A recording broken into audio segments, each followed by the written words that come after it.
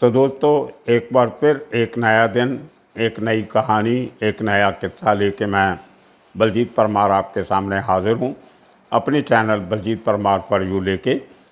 आज मैं आपको किस्सा सुनाऊंगा बम्बई शहर के उस शख्स का जो छोटी सी उम्र में दिल्ली से शिफ्ट होके बम्बई आया। और मुंबई को हम लोग माया नगरी भी कहते हैं, जो सपनों का शहर भी कहते हैं। तो कुछ सपने लेके वो माया नगरी में आया। और मुंबई के बारे में मशहूर है कि आप कुछ भी काम अगर पूरी मास्टरी से करते हो, प्रोफेशनली करते हो, भले आपको क्राइम ही करना हो, तो अगर आप में एक किस्म की परफेक्शन है तो आप कहीं ना कहीं अपने फील्ड में कामयाब हो जाते हो। मैं बात करता हूँ बब्बू पंजाबी की, जो 20 साल 22 साल की उम्र में दिल्ली से मुंबई आता है। दिल्ली में भी वो कोई ठगी ठोरी चालाकी इस किस्म के काम करता था।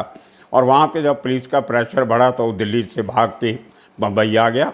और यहाँ पे आके उसने भी उसी किस्म के चीटिंग के, चोरी चकारी, इस किस्म के धोखा देना लोगों को, ये काम शुरू किए। और इतने बड़े लेवल पे किए कि एक ज़माना वो आया 10 साल के अंदर अंदर, जब उसने मुंबई के लोगों को बेवकूफ़ तो बनाना ही था, उसने फॉरेन के टूरिस्ट को बेवकूफ़ बनाया, लोकल पुलिस स्टेशन को बेवकूफ़ बनाया, और तो और उसने अंडरवर्ल्ड को भी बेवकूफ़ बनाया। छोटा राजन के नाम पे वो आदमी 3-4 साल नवी मुंबई में एक तरह से हुकूमत करता रहा और छोटा राजन को इस बात का पता ही नहीं। मतलब इतनी चालाकी से उसने सब कुछ किया, इतनी परफेक्शन से सब कुछ किया कि सब लोग उसको छोटा राजन का आदमी समझते रहे। लेकिन अंदर से बात ये थी कि को किसी का आदमी नहीं था, खाली नाम इस्तेमाल करता था। और इसीलिए उसका नाम जो था वो बब्बू पंजाबी से बब्बू चीटर पड़ गया। तो बब्बू चीटर के नाम की हिस्ट्री शीटर जो बना वो क्लब ऑफ पुलिस स्टेशन में, उसका नाम वहाँ भी उसके नाम के साथ साथ उर्फ करते बब्बू चीटर के नाम से लिखा जाने लगा। और इसकी मोडस ऑपरेंडी बहुत देखने में सिंपल लगती थी लेकिन बहुत सोफिस्टिकेटेड थी। मुंबई का जो गेटवे ऑफ इंडिया का इलाका है, जहाँ पे हज़ारों टूरिस्ट रोज़ गेटवे ऑफ इंडिया देखने आते हैं दुनिया भर से, फॉरेनर्स बहुत आते हैं, लोकल लोग भी बहुत जाते हैं, और हिंदुस्तान के अंदर से भी लोग मुंबई में आते हैं। तो सबसे पहले गेटवे ऑफ इंडिया देखने जाते हैं। और वहीं से एक बोट चलती हैं वहाँ पे जो एलिफेंटा केव्स लेके जाती हैं। तो पूरा दिन लोगों का आना जाना तांता वहाँ पे लगा रहता है। और वो गेटवे ऑफ इंडिया के साथ ही हिंदुस्तान का सबसे बढ़िया जो होटल गिना जाता है ताज, टाटा ग्रुप का होटल है ताज महल, उसमें साथ उनका ताज इंटरनेशनल भी है। और वहाँ वो भी अपने हिसाब से एक टूरिस्ट अट्रैक्शन है। जो वही ताज होटल है जिस पे 26/11 के हमले के टाइम पे अटैक हुआ था, और उसकी होटल के ऊपर वाले फ्लोर में आग लगा हुआ विजुअल पूरी दुनिया ने देखा उस अटैक के दौरान। वही ताज होटल गेटवे ऑफ इंडिया के सामने टूरिस्ट अट्रैक्शन का बहुत बड़ा एक साधन, वहाँ पे बब्बू चीटर ऑपरेट करता था। शुरुआत में इसने दिल्ली से आके ये काम शुरू किया। पूरी समुद्र के किनारे एक दीवार बनी हुई है बहुत बड़ी, जिसके ऊपर बैठने की जगह है। तो बब्बू चीटर उस दीवार के साथ साथ घूमता रहता था। किसी फॉरेनर ने या इंडियन ने अपना कोई कैमरा, पर्स या कुछ थैला, कुछ इस किस्म की चीज़, बैग दीवार पर रखी हुई है, खुद बैठे हैं, तो ये अपना दाव लगा के बैग उठा के, जब वो कैमरा उठा के, या उनका कोई छोटा सामान, ये आइडिया लगा लेता था कि ये कीमती वस्तु है या नहीं है। ये उसको नायक था एक देखने का कि उस जो चीज़ को उठा के भागने वाला है वो कीमत वाली होनी चाहिए। तो ये वहाँ से वो बैग, कैमरा, पर्स उठा के भाग जाता था। और ताज के इर्द गिर्द छोटी छोटी गलियाँ हैं, काफ़ी क्राउडेड एरिया भी रहता है, तो वो भागने का एस्केप रूट वहाँ पे एक नहीं बहुत हैं। तो गलियों में कहीं ना कहीं जाके छिप जाना, काम का सामान उतारना, बाकी का सामान फेंक देना, अपनी शर्ट जो है, कपड़े जो शर्ट भी जो रिवर्सिबल होती है उसको उल्टा करके पहन लो तो कलर और हो जाता है, तो सीधी पहनो तो दूसरा कलर होता है। तो इस किस्म के तौर तरीके अपनाते हुए बब्बू चीटर ने चोरी चकारी शुरू की। और वहाँ पे इसने आहिस्ता आहिस्ता अपना गैंग बनाया। अब एक चोर को और चोर मिलते गए, तो 18-20 लोगों का इसका गैंग बन गया, जिसको बब्बू पंजाबी या बब्बू चीटर का गैंग कहते थे।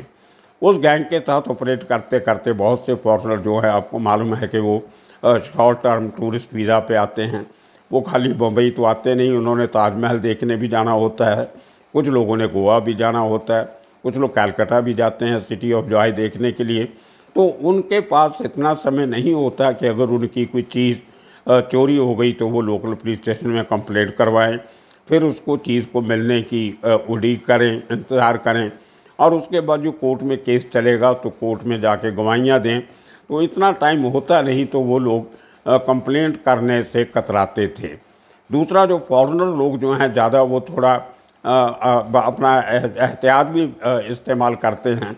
नॉर्मली उनकी हर चीज़ जो होती है उसकी इंश्योरेंस हुई होती है, जो हिंदुस्तान में तभी कंसेप्ट नहीं था। उनका कैमरा भी इंश्योर्ड होता था, उनका सामान भी इंश्योर्ड होता था। अगर गुम हो गया तो वो लोग पुलिस स्टेशन से पर्ची लेके इंश्योरेंस से अपना वो पैसा क्लेम कर लेते थे। तो इस किस्म की कुछ बातें थी जिनका फ़ायदा बब्बू चीटर ने बहुत चालाकी से उठाया। तो ये करते करते उसने काफ़ी पैसा कमाना शुरू किया। उसके साथ के चोर जो थे वो भी अपना हिस्सा इसको देते थे, और ये पूरा जो हफ्ता पुलिस स्टेशन को देना होता था वो बब्बू चीटर खुद जाके देता था। कोलाबा पुलिस स्टेशन उसको ज्यूरिसडिक्शन थी। तो इस तरह उसके पुलिस वालों से अच्छे रिलेशन हो गए। उनमें कुछ पुलिस वाले तो जिनका इतना अच्छा रिकॉर्ड था कि उन्होंने टेरर के ख़िलाफ़ या क्राइम के ख़िलाफ़, क्रिमिनल्स के ख़िलाफ़ बड़ी लंबी लड़ाई लड़ी होती थी, लेकिन वो लोग भी बब्बू चीटर के आगे किसी न किसी तरह बेबस हो जाते थे, क्योंकि बब्बू चीटर कोई सबूत छोड़ता नहीं था। अब रिकवरी होती नहीं थी तो इसको छोड़ना पड़ता था। और हमारा कानून भी ऐसा है कि चीटिंग और ये माड़ी मोटी जो छोटे लेवल की चोरी होती है उसकी सज़ा भी बहुत कम होती है। तो इस तरह से बब्बू चीटर के हौसले बढ़ते रहे और वो और बड़ी चीज़ों का अंजाम देने लगा। तो करते करते उससे धंधा शुरू किया फॉरेन एक्सचेंज का। अब फॉरेनर जो उस ज़माने में फॉरेन एक्सचेंज पे काफ़ी बंदिशें थी हिंदुस्तान में। आपको जो खाली स्टेट बैंक ऑफ इंडिया से आपको फॉरेन एक्सचेंज के बदले में इंडियन रुपीज़ दिए जाते थे, और फॉरेन एक्सचेंज से आप लोग 5 स्टार होटल्स में पेमेंट कर सकते थे। तो इस तरह से काफ़ी लोगों को इंडियन करेंसी की ज़रूरत पड़ती थी, क्योंकि डॉलर और पाउंड या फॉरेन करेंसी जैसे ड्यूश मार्क या इस किस्म की करेंसीज काफ़ी महंगी होती थी, तो उसके बराबर हिंदुस्तान के रुपये बहुत बड़ी मात्रा में मिल जाते थे। तो अगर $1 के पीछे आपको 3-4 रुपये का फ़र्क भी पड़ता है, तो अगर आपने $100 आपने एक्सचेंज करवाने हैं तो 300-400 रुपये कम या ज़्यादा मिल जाते थे। बैंक में कमीशन काटा जाता था, जो ऑफिशियल मनी एक्सचेंजर थे वहाँ भी कमीशन कटता था। तो बब्बू चीटर ने अपने गैंग के साथ ये धंधा शुरू किया। वो फॉरेनर के पास जाके ऐसा से बोलते थे, आपके पास फॉरेन करेंसी है तो हम आपको अच्छा रेट दे सकते हैं। तो बातचीत करते करते अब फॉरेनर को पता होता था कि आज के दिन एक्सचेंज का रेट क्या है। उसके बराबर जब बब्बू चीटर उनको ज़्यादा पैसे देने की बात करता था तो वो भी कहीं ना कहीं लालच में आ जाते थे। तो वो अपनी जेब से निकाल के $100 का नोट, जब 50 पाउंड का नोट या इस किस्म की रकम जो वो तोड़वाना चाहते थे, कन्वर्ट करना चाहते थे इंडियन करेंसी में, वो बब्बू चीटर को पकड़ा देते थे। बब्बू चीटर उसको देखने के चक्कर में कि ये असली है कि नकली है, उस चक्कर में देख के उनको बोलता था, भाई 1 मिनट तो अपनी जेब में हाथ डालना कि मैं आपको पैसे गिन के देता हूँ, और वो उनका नोट दूसरी जेब में डाल लेना जो उनसे मिला होता था। और जेब से नोट इंडियन करेंसी निकाल के जब गिनने का नाटक करता था तो अचानक शोर मचा देता था, पुलिस पुलिस पुलिस, और भाग जाता था। और फॉरेनर बेचारे हैरान हो जाते थे कि ये आदमी कोई पुलिस नज़र नहीं आ रही, कुछ नहीं आ रहा है, ये ड्रामा करके भाग गया ये तो। अब उनका वो $100, 50 पाउंड, जब 100 ड्यूश मार्क या कुछ और करेंसी लेके ये भाई साहब गुल भाग गए। ऐसे रोज़ के 5-10 लोगों को ये लोग चीटिंग करके वहाँ से भाग जाते थे। और जब उस एरिया में काफ़ी बदनाम हुए, पुलिस की सख्ती बढ़ी, तो इन्होंने अपना एरिया ऑफ ऑपरेशन, जो 3-4 बब्बू के खास थे चीटर लोग, और इन्होंने अपना जो अड्डा था वो बदल के एन इंडिया बिल्डिंग के बाहर शिफ्ट कर लिया।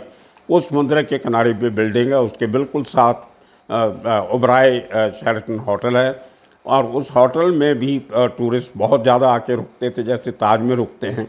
तो बब्बू ने अपना एरिया शिफ्ट करके वो ताज ओबराय का जो होटल का जो एरिया था और एयर इंडिया बिल्डिंग का, वहाँ से ऑपरेट करना शुरू किया।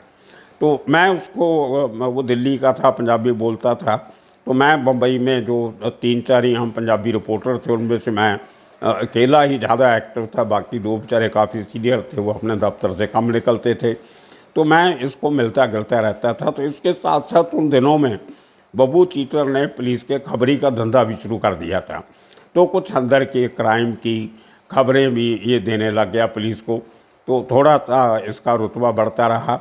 इसकी छोटी मोटी गलतियाँ पुलिस वाले माफ़ कर देते थे। तो वहाँ पे इसने फिर बड़े लेवल पे जो, अब एयर इंडिया की टिकट अगर आपने उस ज़माने में बम्बई से लंदन की लेनी होती थी तो तकरीबन 18,000 की टिकट पड़ती थी। और वो 18,000 अगर आप डॉलर्स में देते हो तो आपको बहुत महंगा पड़ता था। अगर आप कन्वर्ट करके इंडियन रुपीज़ में देते थे तो आपकी काफ़ी बचत हो जाती थी।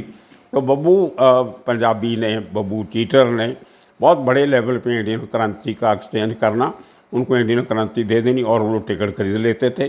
तो इस किस्म से बब्बू ने धंधा करते करते इतना अपना रुतबा बना लिया, एक अपना नाम बना लिया। वो बब्बू सेठ बन गया। उसके नीचे कम से कम 30-35 लड़के काम करते थे जो पूरी इस किस्म की ठगी ठोरी मार के शाम को इसको अपना हिस्सा दे देते थे। तो 1985 तक के सादमी ने 5 साल में इतने पैसे कमा लिए और उस पैसे को इसने इन्वेस्ट किया। मुंबई के बाहर जो नवी मुंबई का इलाका है वो नया नया डेवलप हो रहा था कमर्शियली, और पॉपुलेशन बढ़ती जा रही थी। तो उसने न्यू बॉम्बे के एक पॉश एरिया में, वाशी जिसको बोलते हैं हम, वाशी में इसने एक कॉर्नर वाली बड़ी दुकान किराए पे ली और वहाँ पे माया बार और डांस बार इसने शुरू की। माया इसकी बीवी का नाम था, उसके नाम से इसने उसका नाम माया बार रख लिया। उस इलाके में, उस शहरी बिज़नेस वाले इलाके में इसकी पहली और अकेली इतनी बड़ी बार थी, डांस बार। वो डांस बार का दौर था और उसके बिल्कुल सामने अयोध्या बैंक का हेडक्वार्टर था। वहाँ लोगों का बहुत आना जाना, वहाँ से इसका बैंक के साथ सीधा राब्ता, पैसे जमा करवाने निकालने। तो इसका एक वहाँ एक बिजनेसमैन के तौर पे इसके पाँव लग गए। और जब आप बार और डांस बार चलाते हो, लोगों को दारू पिलाना है, डांस होना है, तो उसके साथ जो पैराफर्नेलिया आपको चाहिए होता है, कोई बाउंसर रखने होते हैं, कुछ बॉडीगार्ड रखने होते हैं, कुछ डोरमैन रखने होते हैं, फिर आपके अंदर का स्टाफ, फिर लड़कियों को एस्कॉर्ट करके डांस वाली को लेके आना, उनको छोड़ के आना उसके अड्डे पे। तो ये काफ़ी लंबा चौड़ा अमला पहला होता है जिसको बब्बू ने बड़े तरीके से चलाया। और वो ज़माना वो था जब अंडरवर्ल्ड अपने ज़ोरों पे था। रोज़ मर्डर होने, कोई किडनैपिंग होनी, एक्सटॉर्शन के रैकेट, प्रोटेक्शन के रैकेट बहुत बड़े लेवल पे चल रहे थे। और ख़ास तौर पे छोटा राजन उस इलाके में, वो इलाका छोटा राजन के एरिया में पड़ता था, तो बहुत बड़ा छोटा राजन का नाम था। तो करते करते इस आदमी ने क्या किया, बिना छोटा राजन की मर्ज़ी के, बिना उसको बताए, जब बिना उसका गैंग ज्वाइन किए हुए कुछ इस किस्म की हवा बनाई बब्बू चीटर ने कि मैं छोटा राजन का आदमी हूँ। और जो अपने बाउंसर बॉडीगार्ड रखे उनको सबको समझा दिया कि कोई झगड़ा करे बोल देना हम छोटा राजन के आदमी हैं। और तो छोटा राजन का नाम सुन कोई झगड़ा नहीं करता था। बाहर में को मारा मारी हो गई, लड़ाई झगड़ा हो गया तो छोटा राजन का नाम ले देना। वो बाहर के कुछ गैंगस्टर आ गए कुछ बैठने करने तो उनको छोटा राजन का नाम से डरा देना। तो इसने 3-4 साल छोटा राजन का ज़बरदस्त नाम इस्तेमाल करके इसने फ़ायदा उठाया। और वो इसका वो पर्दा जो था वो एक जो फसाद इसने बनाया हुआ था छोटा राजन के नाम से, उससे पर्दा तब उठा अचानक जब एक केस मेरी नज़र में आया। मेरे एक दोस्त अश्विन धाम हैं, बॉम्बे में रहते हैं, बहुत बड़े बिजनेसमैन हैं, उस ज़माने में तो कहीं काम करते थे वो।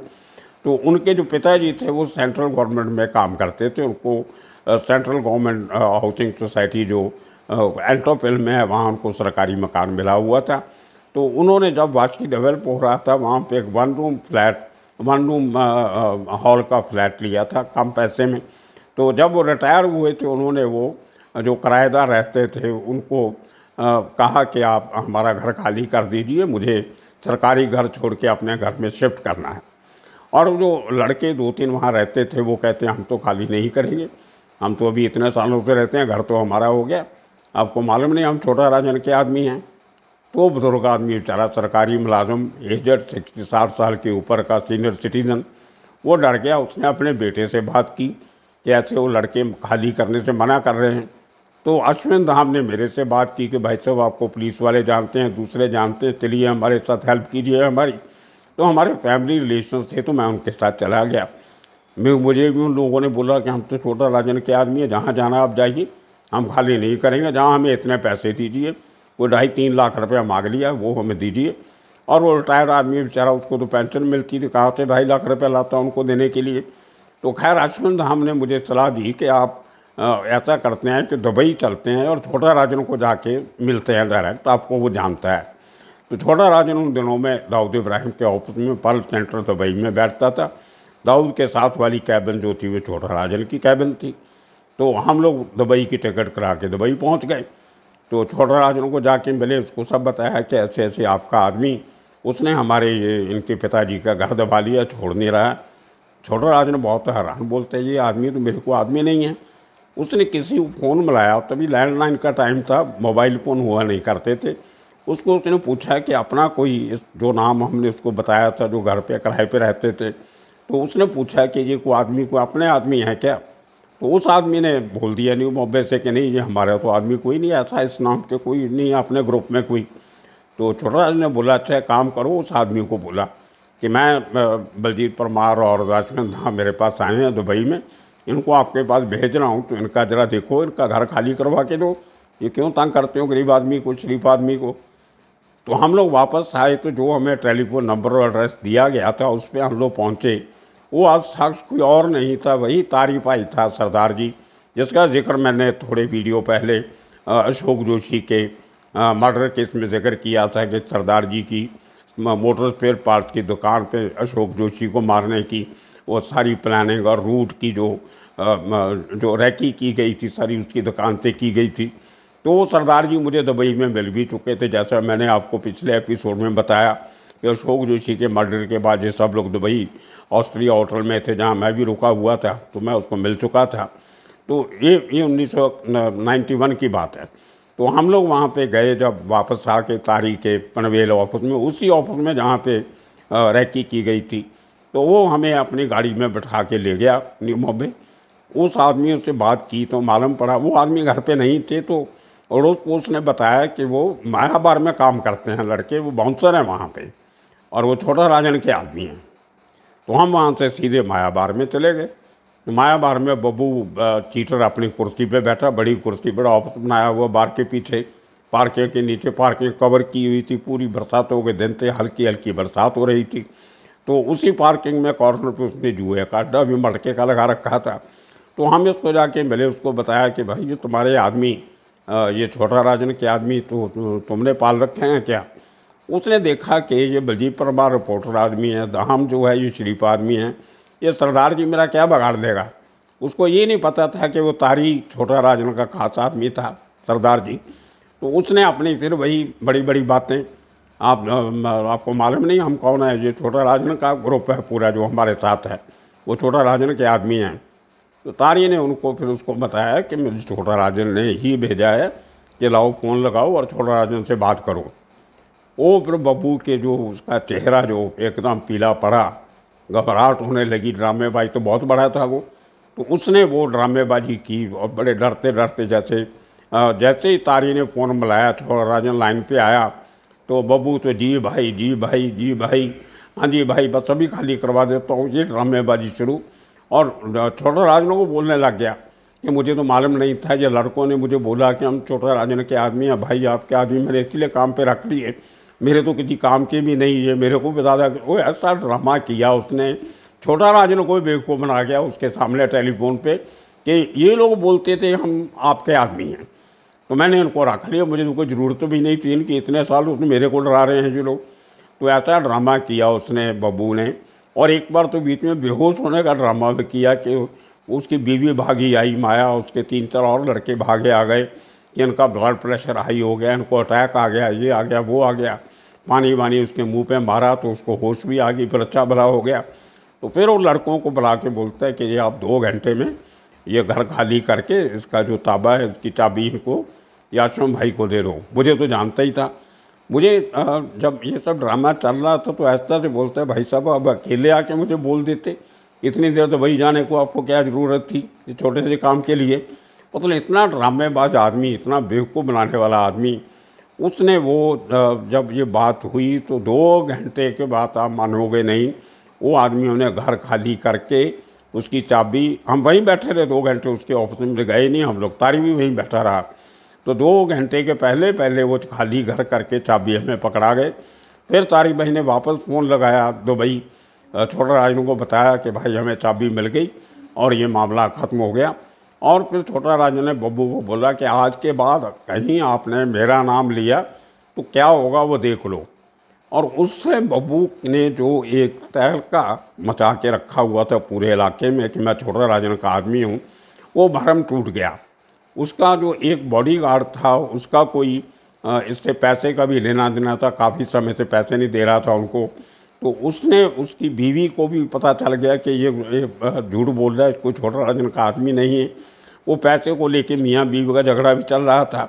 जो पेपर थे, पूरा पेपर वर्क प्रॉपर्टी का, वो माया के नाम पे था, इसकी बीवी के नाम पे। वो बोलती मैं मालिक हूँ उसकी, तुम बाहर जाओ, तुम्हारी ज़रूरत नहीं है। वो मियाँ बीवी का झगड़ा इतना बड़ा कि वो माया ने लोगों को सुपारी दे के कुछ लोगों को, अपने पति को मरवा दिया। और बब्बू चीटर जी बेचारे इसी चक्कर में, पैसा कमाने के चक्कर के, संभाल के चक्कर में उसको अपनी जान से हाथ धोने पड़े। तो ये मैंने देखा है बम्बई में, जैसा आप करोगे वैसा भरोगे। उसने जिस तरीके से लोगों को बेवकूफ़ बना के, चीटिंग करके, ठगी ठोरी मार के, चोरी चकारी करके, जो इतना बड़ा एक अपना एक जो एक प्रॉपर्टी बनाई, नाम बनाया, कमाया, वो आखिर जो उसकी बीवी ने ही उसको मरवा के वो सब ख़त्म हो गया। उसकी बीवी कुछ चंद जेल में रही, बाद में माया बार भी बंद हो गई। और काफ़ी साल तक मैं जब जाता तो देखना, तो वो माया बार में कुछ और बिजनेस नहीं हुआ। माया बार लिखा होता था लेकिन वो दरवाजे उसके सड़ गए थे, खिड़कियां टूट गई थी, सब तहस नहस हो गया। तो इस किस्म के किस्से मुंबई से मैं आपको सुनाता रहूँगा आने वाले दिनों में भी। तो आज के लिए इतना ही काफ़ी। कल फिर मिलेंगे। आप सबका शुक्रिया, धन्यवाद।